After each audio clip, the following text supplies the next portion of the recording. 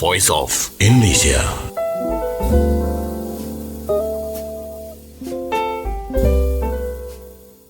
Assalamualaikum warahmatullahi wabarakatuh. Dear listeners, it's great pleasure indeed to accompany you through our special program, Ramadan Pulse of Wisdom, with Indonesians, prominent Muslim figures who influenced the world. In this episode, we are so delighted to have an Islamic preacher, ambassador of peace and leading figure in interfaith dialogue, Imam Shamsi Ali. Who are you, Imam?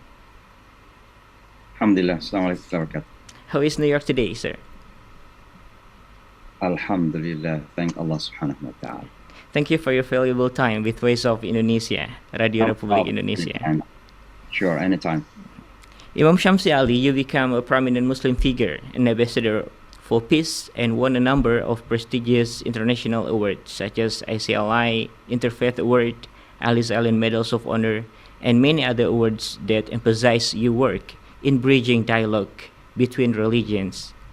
Could you share your inspiration, sir? And what is the ultimate goal and the values that underlie your life endeavor? Thank you very much for having me first. I think those awards as a testimonials that what we have done actually has begun to be understood by others. And the reason why I've been very much involved in the interfaith dialogue is first because I do believe that this is the teaching of Islam. Interfaith dialogue is not something new in Islam. If you see Surah Al-Hujurat, verse number 13, Allah subhanahu wa ta'ala says, A'udhu billahi minash shaitanir rajim, Ya ayyuhan nasu inna khalaqnakum min dhakarin wa untha wa ja'alnakum shu'uban wa qaba'ila lita'arafu. O mankind, we created you from a male and a female, and we have made you into many nations and tribes so that you get to know one another. Now, one of the most important meaning of getting to know one another is engaging in the interfaith dialogue. This verse of the Quran in Surah Al-Hujurat began with Ya ayyuhan nas, O mankind. And it means that dialogue is between people, between all backgrounds, between all religious backgrounds. And therefore, when I arrived in the United States, I changed my view about whom should we engage in dialogue.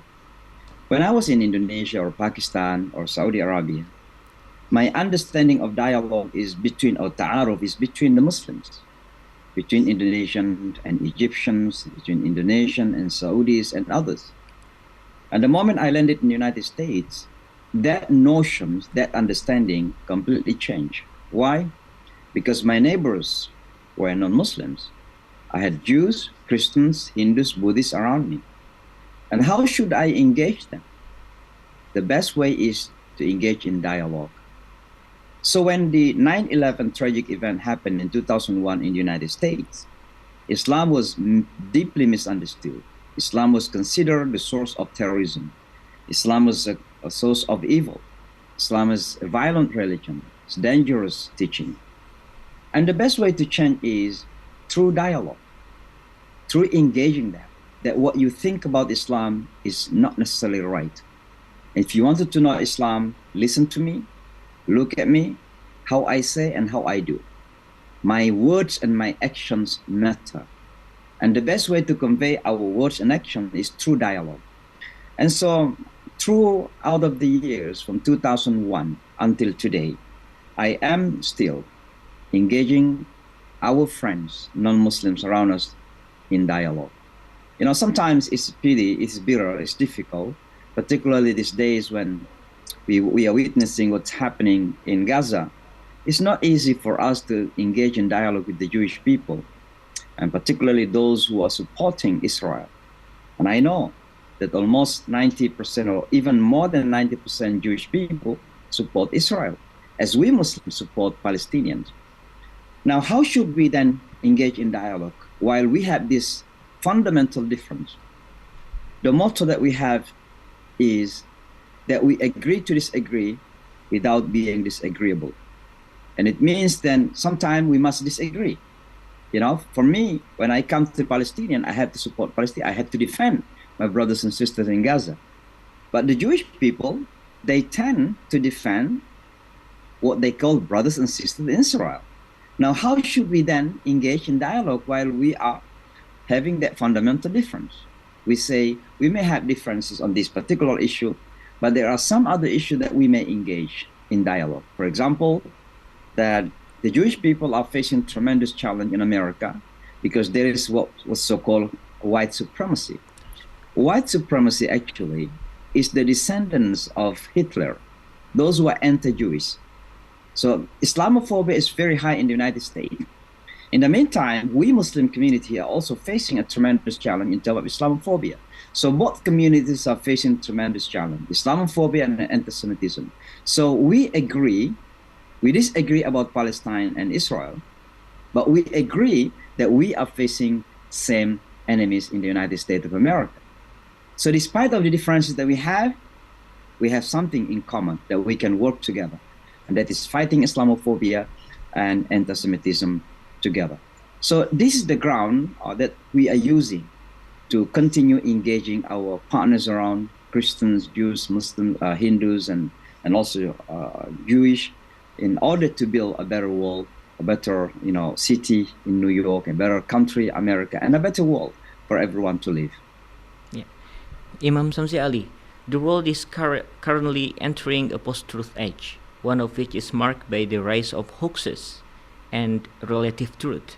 How do you, as Dawah expert, deal with it, especially when Islamophobic messages spread and slanderous messages divide, but even it corners certain religious adherents? How do you, as Yes, I used to say that the best way to clarify misconceptions about Islam caused by those hoaxes and slanderings and others is through actions, through being role models. And that's what Rasulullah ﷺ actually did. When the Quran says, "A'udhu billahi minash shaitanir rajim, ma alayka illa al-balagh," that, "Oh Muhammad, your responsibility, your obligation, your duty is only to convey, nothing more than that." But at the same time, the Quran says that Muhammad sallallahu alaihi wasallam was a role model. لَقَدْ كَانَ لَكُمْ فِي رَسُولِ اللَّهِ أُسْوَةٌ حَسَنَةٌ. And the word uswa hasana here is very crucial for us Muslims living in the midst of non-Muslims. How should we act upon Islam and show them that what they think about Islam is wrong, what they read about Islam is wrong, what they hear about Islam from medias is wrong, through our action. And so we continue actually engaging them through action, showing them that being Muslim is not dangerous. Being Muslim is not something that you have to scare off, but you have actually friends and partners. And that's what we are doing and continue to do in America.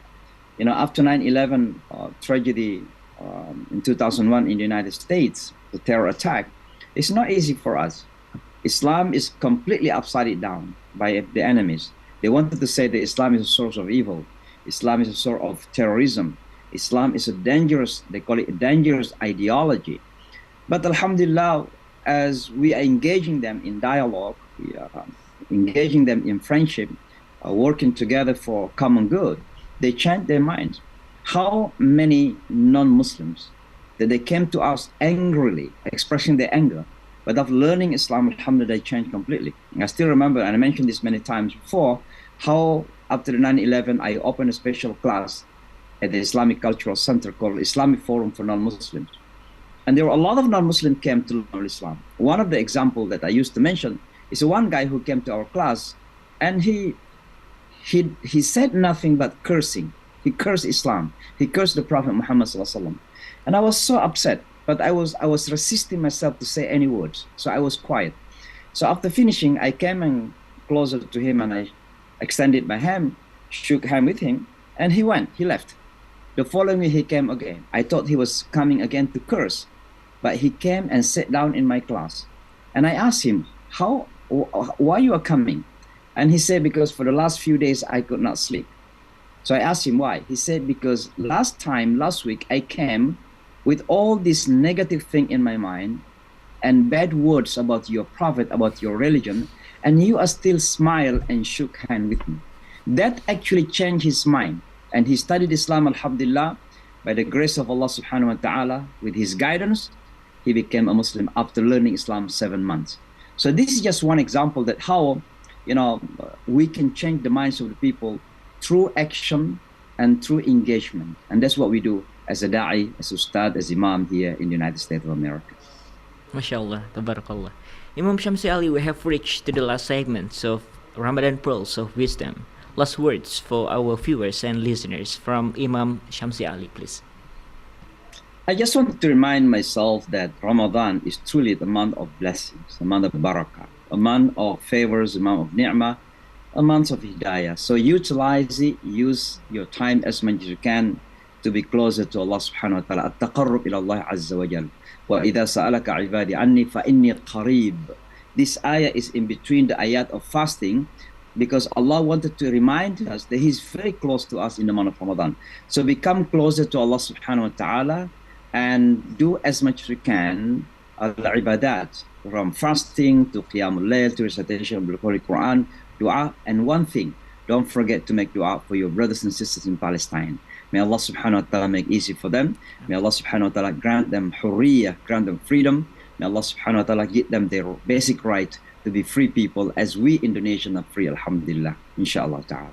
Amin ya rabbal alamin. Ustad Muhammad Shamsi Ali, LCMA Ph.D, live from United States of America. Thanks a lot for your time with Voice of Indonesia. Jazakumullahu khair. Dear listeners, thank you for following us and see you again. Wassalamualaikum warahmatullahi wabarakatuh.